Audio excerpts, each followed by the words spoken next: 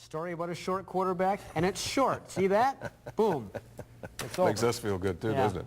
At some point in their lives, many young boys and girls dream of growing up to be policemen and women. And so you have to wonder if the Vancouver resident Mike McCardle found today falls into the canine division of that category.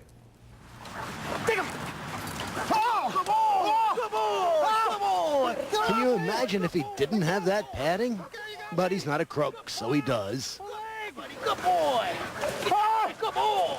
Good boy! And we like to train all throughout the city wherever the dogs are going to be worked on an in-service basis. So we enjoy the public watching the dogs work and seeing that they're not the vicious attack dogs that they're made out to be, and that they are very loyal to their handlers and an excellent tool for law enforcement. But this is not about police dogs per se, but about a wannabe police dog waiting way down the end of those cars with stars in his eyes. This is Casper, and this is a kind of canine dedication, almost hero worship. Well, I can't let him go because he'd be right over there. We've been training in this park now since March of last year, and our good friend Gary, who you just had your interview with, has pretty well been here consistently on a daily basis.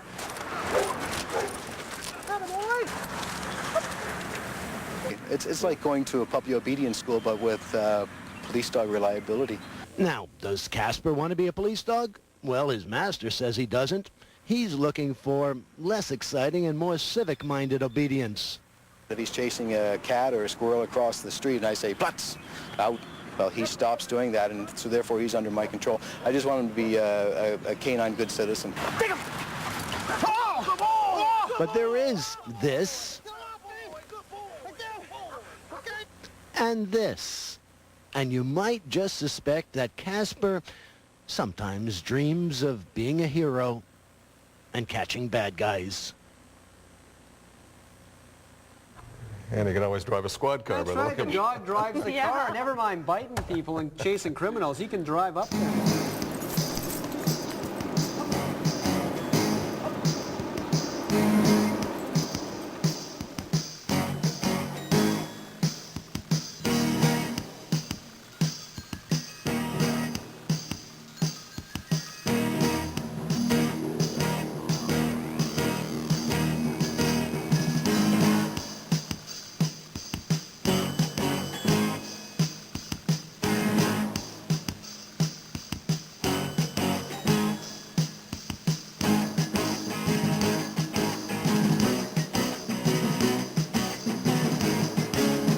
Getting kind of cold in here right now.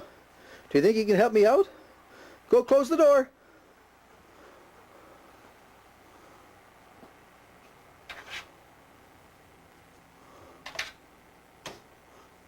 Good, close the door! Casper, the friendly ghost, the friendliest ghost you know. No grown-up might look at Anna with fright. The children are loving so. Casper, the friendly ghost, he couldn't be. The thing with dog training is repetition, and it's the same thing when you learned your ABCs. If I said you A, B, C, D, E, F, G, H, I, you automatically know that J comes next. That's because you've repeated it so many times, over and over and over and over. Watch me. Search B-A-L-L. No, over there. Clean up your toys, please. Search B-A-L-L. In the box. Casper, search B-O-N-E, put it in the box. Find your B-O-N-E, please. In the box. In the box.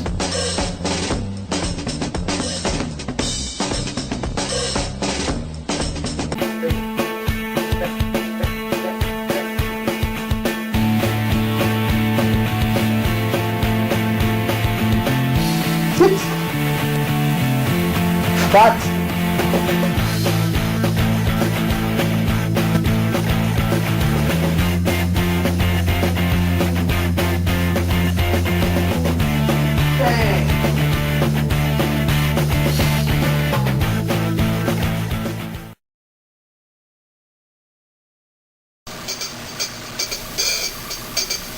So dog training is really about building a foundation to have a successful program. It's much like building a coffee table. You've got to make sure that each of the 4 legs are really, really, really sturdy. Training and drive can be done with a technique called clicker training. If you remember the Cracker Jacks, they used to have a prize in the Cracker Jacks box. It was a little... Dog training is not a matter of forcing the dog to sit down and against its will. It doesn't learn anything by doing that. It'll do it for you, but when the collar is off, when the leash is off, it's not going to repeat the behavior for you. But if you're fun, if you're fair, and you're firm with the dog, in other words, you're making it fun. If you're fair, maybe the dog doesn't know the command yet, and firm, if he does, what you do is very simple. You give the command, you count to 1, and then you give a correction.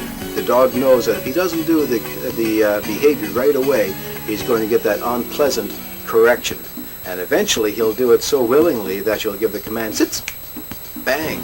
He'll do it instantaneously. And as soon as the bum touches the ground, if you go, he'll know what he's getting the treat for. It wasn't because he was halfway in the sit position. It wasn't because, it's because the exact behavior that you wanted to shape from the dog is rewarded with the... So I ask you to what the word SIT spells, you'd say, oh, it spells sit, right? Well, that's how you would give the command to sit to the dog. You'd say, sit. Oh, good sit. Okay? So you're going to use just a normal tone of voice in giving the command. But. Good plats! Very high Mickey Mouse voice is what the dogs really like if you want to give them praise. The other tone of voice that you're going to use in training a dog is a growl, like the mother dog. Leave it!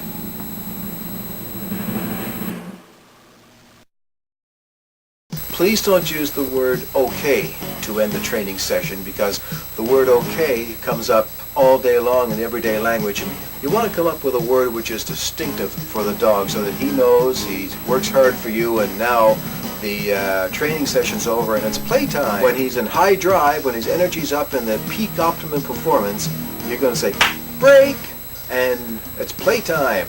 And the key to making this really effective is to keep the initial training sessions extremely, extremely short. For instance, if you're teaching the dog to heel, 1 second, 2 seconds, break. Let's say you're teaching the dog how to stay. Some people will teach the dog to stay, and the dog will stay for 30 seconds, and they'll move on too quickly. They'll figure the dog knows how to stay. And what happens, of course, is ultimately one day they tell the dog to stay, and they'll walk off somewhere, and the dog says, gets up and walks away.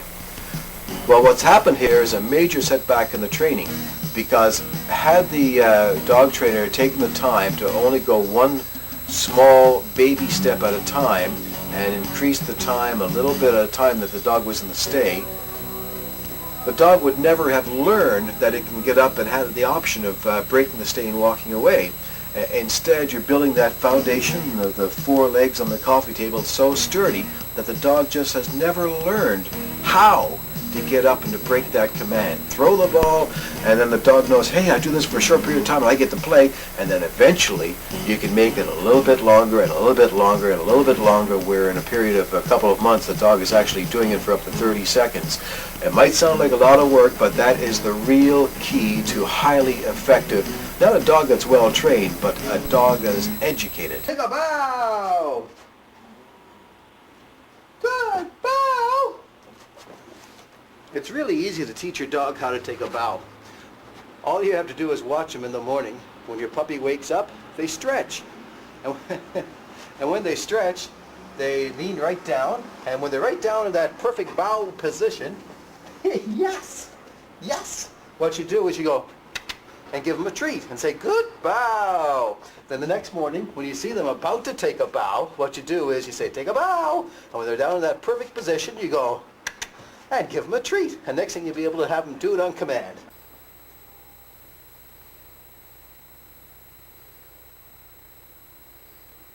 Break!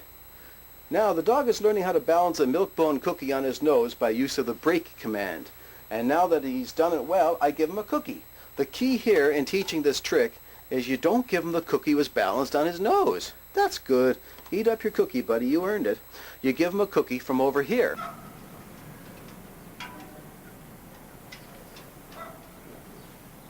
Put your dog in a crate for a half hour before you're going to go training with your puppy, or if you just put it in the other room for a half hour, when you take them out of the room, they're crazy to see you. They go nuts, and they're all excited, and they'll do anything in the world for you. They'd go to the end of the earth just to please you, and that's what this form of training is all about. I just wanted to tell you how to poison-proof your dog. What you would do is have a stranger who the dog doesn't know put little pieces of hamburger on the ground and put lots and lots of Tabasco sauce inside the hamburger. It doesn't harm the dog, but when the dog takes a bite of that great piece of food morsel he's found lying around on the ground, your puppy will go, "Ugh, this tastes awful," and spit it out. He'll come across the next piece of great food morsel sitting on the ground, which is laced with the Tabasco sauce, scented by a stranger, and he'll go, "Ugh," and pretty soon he'll give up picking up pieces of food off the ground. It really does work, and it doesn't hurt the dog at all. I had perfect strangers feed Casp little pieces of hamburger with Tabasco sauce in the middle of it, to the point now where I can take them into the pet food store, and they offer the doggy a little piece of pepperoni as a treat from behind the counter. He's the only dog walks into the store will turn up his nose at the offer of a treat from inside the pet store counter. Go boy!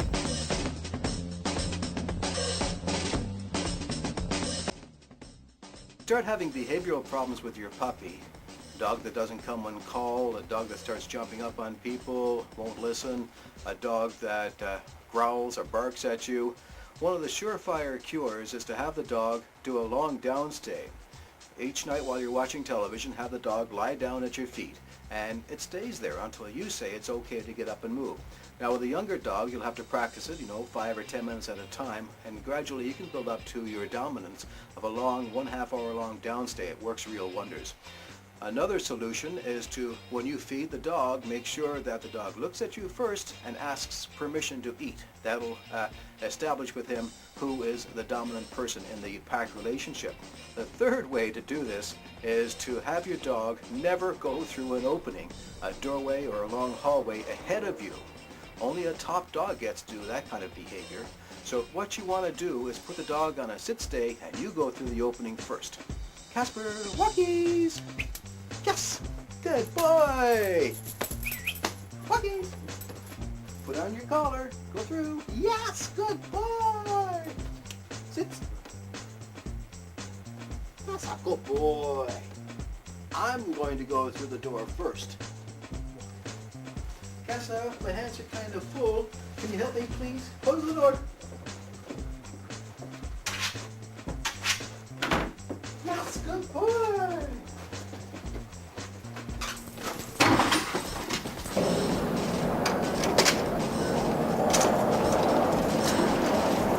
Wait.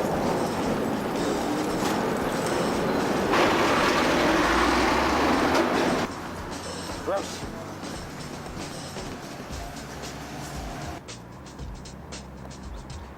Casper's stopping to check for mail, to read the morning newspaper. He's surfing the net. Ever since he was a little puppy, we always made sure we'd go to the end of the block to cross over the street. We've never ever crossed over mid-block, and as a result, he's never learned that kind of behavior. One of the reasons Casper is so reliable walking downtown off-leash is the fact that whenever I call him, he'll instantaneously run back and stand by my left heel. Plus, the fact that whenever we did reach the curb, ever since when he was a little puppy, he'd wait and wait and wait. His behavior was shaped so that no matter, even if the coast was clear, he'd wait.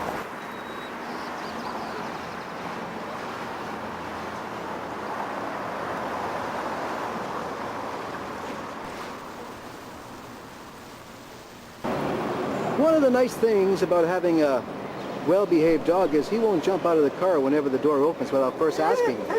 Say please.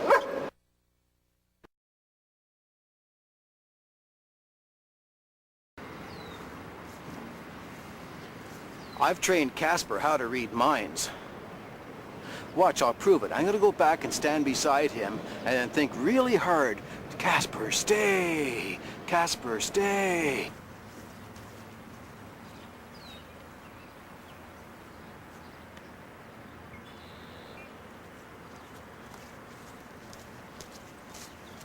I know the dog is staying. I don't even have to look behind. Want to see it again? He is telepathic. Watch.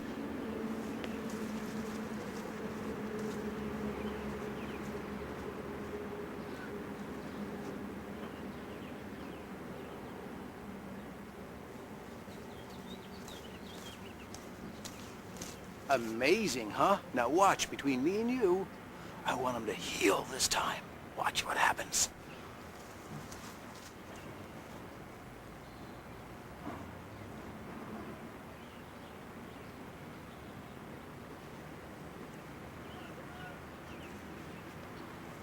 Brave, good boy! Want to know how it's done? Ever since he was a little puppy, I've shaped his behavior that when I want him to stay, I'll always walk away with my right foot first, and if I want him to heel, I'd always lead with the knee that's closest to his nose, and that would be the left leg. Here's Casper's training partner, Samson. Gentlemen, break! Go, boys! Easiest way to teach a dog how to heel is use a little bit of food reward, a little bit of hot dog. And when he's walking right by your side in the exact position where you want him to be, you'd reach down and feed him a little bit of hot dog and go. Then he knows what he's getting the reward for because he's in the right position exactly where you want him to be. If you're out for a walk and your dog is dragging you down the street, all you do is you turn the other direction, give him a big correction and keep going. Doesn't take him long to figure out that you're going to pick where you want to go. Watch me. And then you get him into a nice tight heel.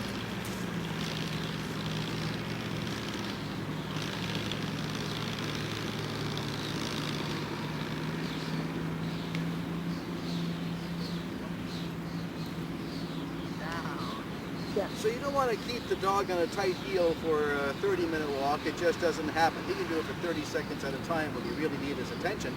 But aside from that, you can just say, walkies. As long as he isn't dragging you down the street, you're doing just fine. You know? And if he does try to drag you down the street, you just want to go turn around, do a full turn, and the dog is going to follow you around. A good trick when the dog is young is to tie the cord, his leash, onto your belt for a couple of days around the house. Don't say a word. Get up, go about your business, and the dog will learn to keep its eyes focused on you because you're the leader of the pack. You'll go where you want, when you want.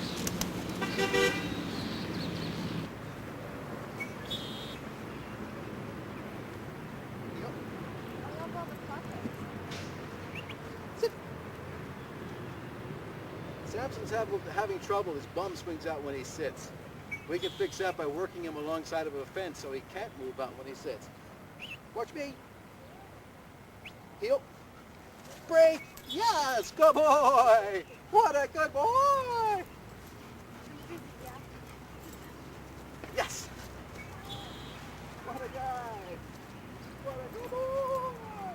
Get in the habit several times a day of making the dog look at you. Say, watch me, and hold it for 5 seconds. Break! The dog will start seeing deep inside of your eyes, and you'll see deep inside of his eyes, and you'll learn his body action, and you'll be able to predict problems before they're going to happen, and he'll learn to watch you. All the big, best things in the world come from you. He knows how to get what he wants by giving you what you want. If you have a problem with the dog, and he's bad, if he's really bad, you must discipline the dog, or else he assumes he's the leader of the pack and get away with anything. You're going to have bigger problems in the future, dogs jumping up, etc. When he does something you don't want him to do, you're going to lift his paws off the ground and hold him there for 30 seconds, just like this. Casper wasn't bad, so I don't want to leave a bad impression, but I'll just show you how to do. Grab him by the scruff of the neck, stare at him in the eye, and growl at him. He'll look away. Once his eyes look away, you've won the battle, and you've assumed the top dog position.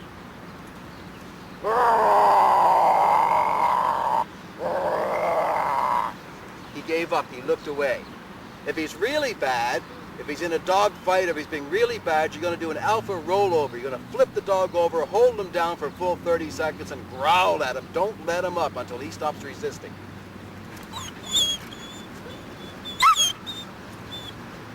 What are you doing that for? You're a bad boy. What are you doing that for?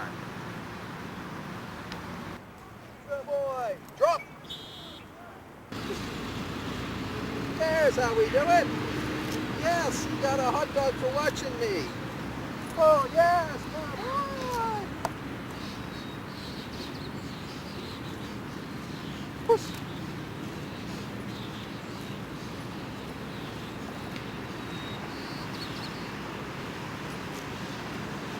If he starts thinking he knows where you're going, starts running off ahead of you again, you just do that. And he'll learn not to be pulling you around. Or you can go like this, too. Push. Yes. Come on.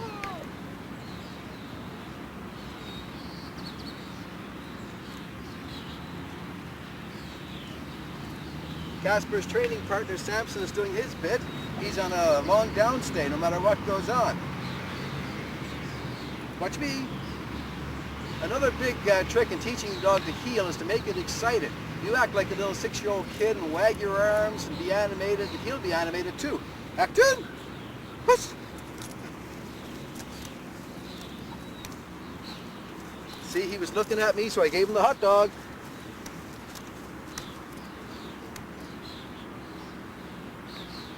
If I stop, the dog should sit automatically. The dog should be watching me, because I could leave at any time.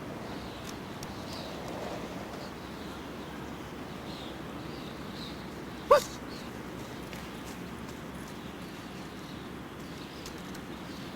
Plats!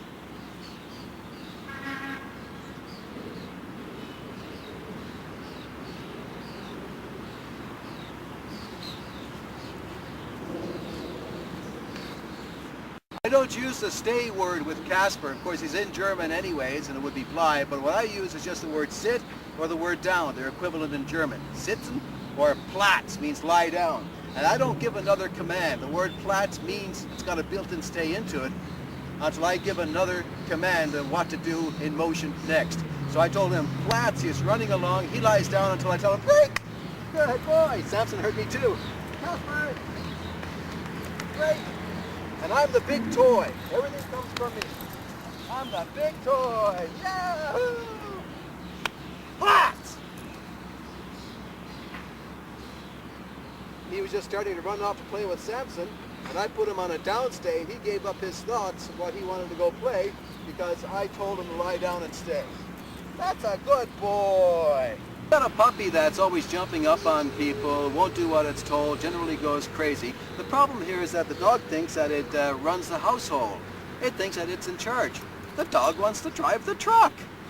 One of the ways to get around that problem is to make sure that you're not the dog's petting machine. Dog comes up to you and you go, oh yes, and you pet the dog for 10 minutes at a time. You're watching TV, you're watching a movie, and for a half hour you're lying there petting the dog. You're the dog's petting machine. So give up doing that, give the dog the cold shoulder. Don't talk to the dog for a full 2 weeks, except little basic commands, no silly talk.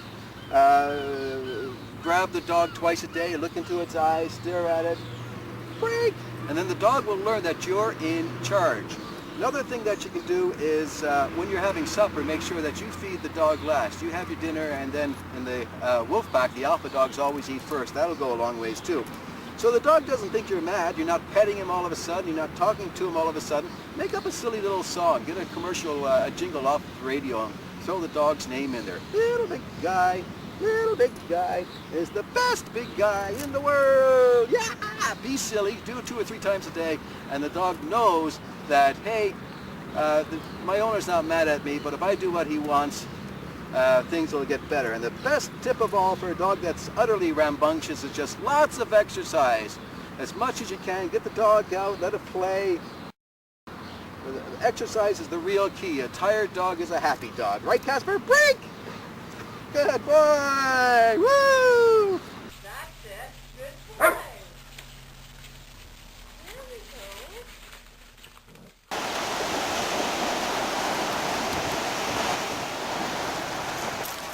into a fight, here's the best way to break it up if you and the other owner do it at the same time. Reach in, grab your dog's back legs like this.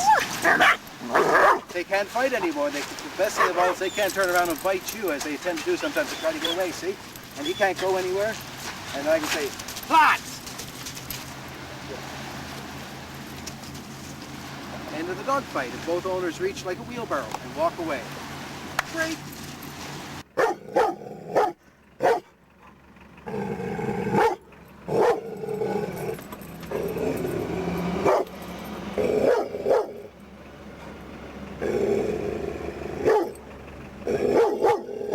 Hot.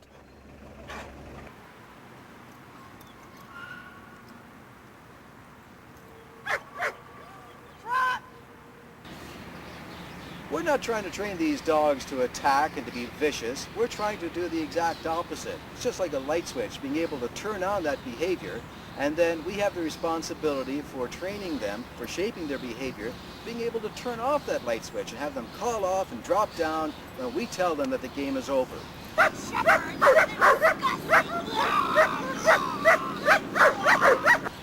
This type of training takes full advantage of a dog's natural tendency for prey. If he sees a rabbit or a squirrel or a cat run past him, he wants to go run after it because it's a big game. And that's all that's happening here with this attack training. He wants to go run after the sleeve.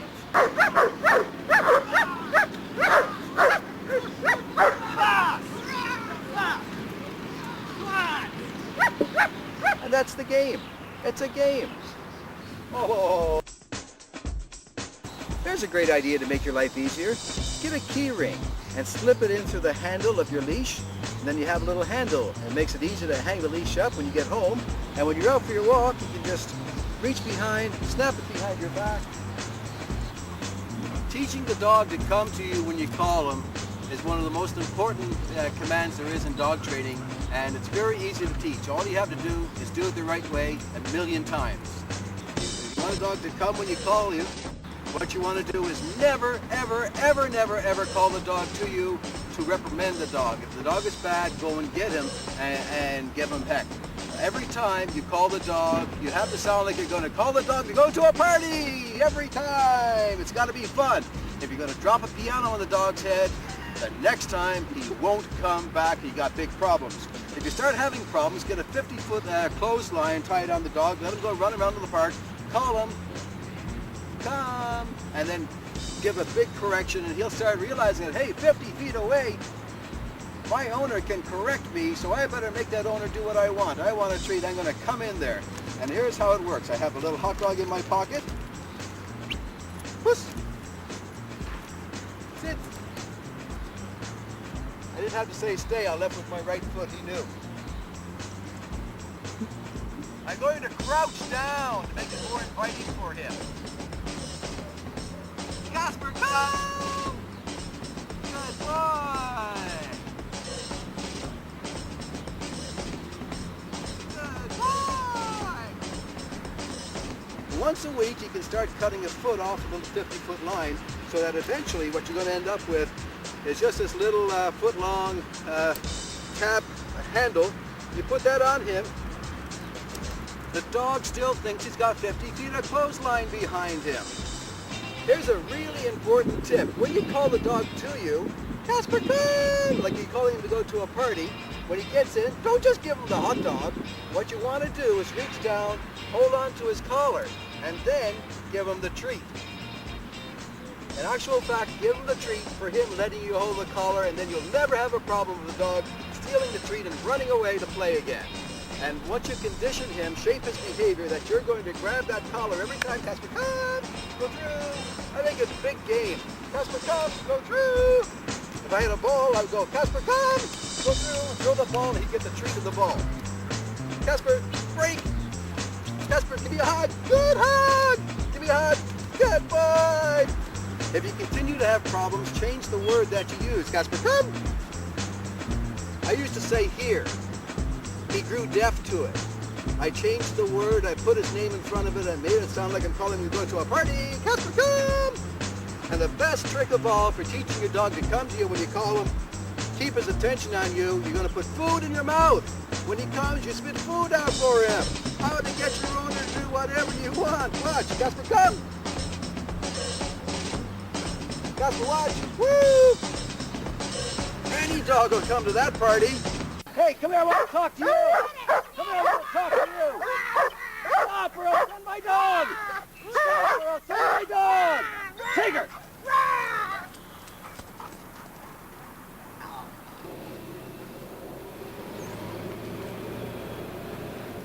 Aus! Platz!